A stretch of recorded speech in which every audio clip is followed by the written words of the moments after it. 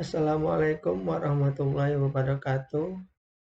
Perkenalkan, nama saya Muhammad Mojir Alfa dengan NIM 311810388 dengan berasal dari kelas TI 18D1. Nah, di sini saya akan membuat tugas video dari mata kuliah Kapital Selekta dari Bapak dosen Ahmad Turmuji, yaitu membahas apakah itu GIS dan juga manfaatnya dalam kehidupan sehari-hari. Nah, sebelumnya itu apa sih itu GIS, teman-teman? Nah, GIS sendiri adalah Geographic Information System ya. Di sini bisa kita lihat pengertiannya di sini. Geographic Information System itu dalam bahasa Inggris, kalau dalam bahasa Indonesia yaitu sistem informasi geografis. Nah, sistem informasi ini adalah sistem informasi khusus yang mengolah data yang memiliki informasi spasial, yaitu yang bereferensi ke ruangan, atau dalam arti yang lebih sempit adalah sistem komputer yang memiliki kemampuan untuk membangun, menyimpan, mengelola, dan menampilkan informasi bereferensi geografis. Misalnya, data yang diidentifikasi menurut lokasinya dalam sebuah database. Para praktisi juga memasukkan orang yang membangun dan mengoperasikannya dan data sebagai bagian dari sistem ini. Nah, teknologi sistem informasi geografis ini sendiri dapat digunakan untuk investigasi ilmiah seperti pengelolaan sumber daya alam, perancangan pembangunan, kartografi, dan juga perencanaan rute.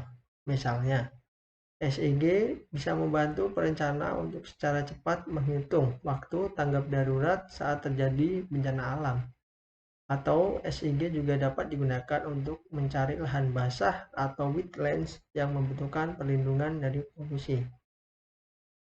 Nah, kita bisa lihat di sini nih contoh dari penampakan sebuah SIG atau GIS ataupun sistem informasi geografi, ya itu sama aja ya teman-teman.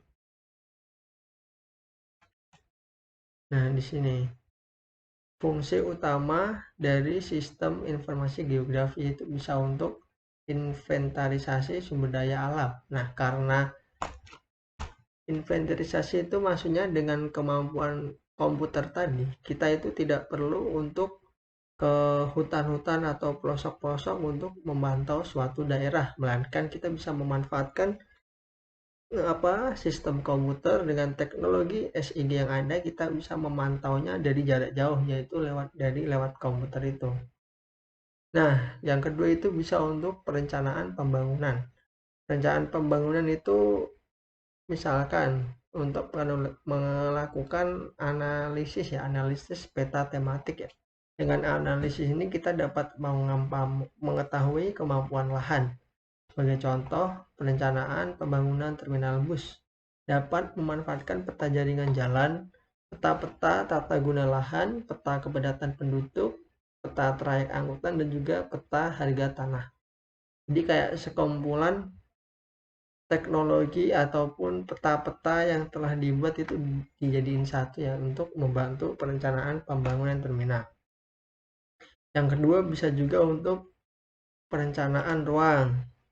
Terus juga perencanaan transportasi, yaitu kalau transportasi berarti pakai rute ya teman-teman, pakai peta rute. Kayak misalkan Google Map itu kan kita bisa lihat rute yang macet mana, rute halte mana, stasiun mana, jadi bisa lengkap ya kalau kita memanfaatkan GIS itu. Nah, yang kelima juga ada untuk mitigasi bencana. Jadi dengan GIS itu kita bisa menentukan wilayah yang menjadi prioritas utama penanggulangan bencana. Nah, GIS ini atau SIG ya sama aja ya teman-teman, juga digunakan untuk mengidentifikasi sumber bencana, yaitu menetapkan lokasi sebagai tempat evakuasi, juga bisa mengidentifikasi luas area yang terkena bencana juga bisa, dan juga lain sebagainya. Nah, selanjutnya kita akan melihat contoh-contoh aplikasi GIS yang bisa kita akses gratis ya. Di sini bisa kita lihat langsung search saja di web geomore.org. Ini ada beberapa aplikasi GIS yang bisa kita gunakan secara gratis. Misalkan ada ArcGIS Online, rute-rute, yoimg.com, openstreetmap.org, edge.nowschool.net, Wikipedia, wikimapia ya .org dan lain-lain. Nah, kita buka salah satu ya. Ini ada misalnya earth.nowschool.net, yaitu sebuah penggambaran of visualization of global weather condition forecast by supercomputer update every 3 hours. Ocean surface current estimates update every 5 days.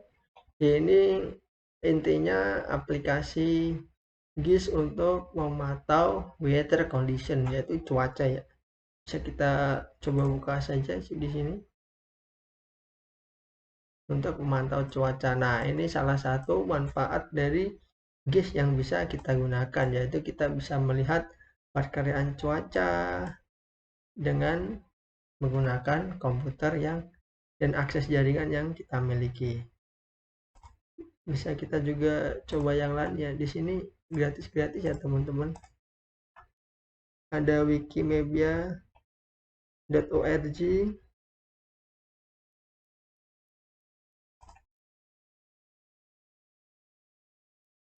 Nah, tapi untuk masalah aplikasi yang paling terkenal itu tetap yang biasa kita gunakan dalam kehidupan sehari-hari itu ada Google Map ya teman-teman. Dan juga ada Google Earth juga. Nah, itu aplikasi dari Google untuk membantu kita di kehidupan sehari-hari dengan teknologi GIS. Misalnya kita mau kemana nggak tahu jalannya nih, kita bisa mencari rute jalan yang tepat atau jalan yang tercepat atau jalan yang nggak macet mana itu menggunakan Google Maps. Nah, selain dari Google Map, Google juga membuat Google Earth.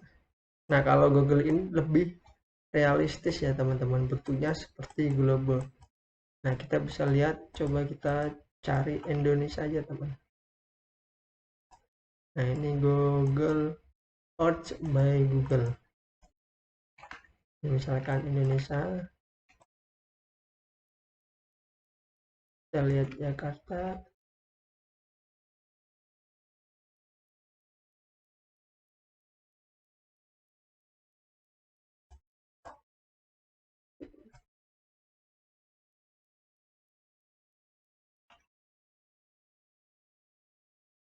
Nah, ini salah satu manfaat teknologi GIS, kita bisa memantau daerah-daerah tanpa kita harus nyamperi atau mengunjungi daerah tersebut.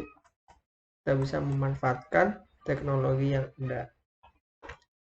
Nah, mungkin cukup sekian penjelasan GIS dan juga manfaat GIS dalam kehidupan sehari-hari ya teman-teman.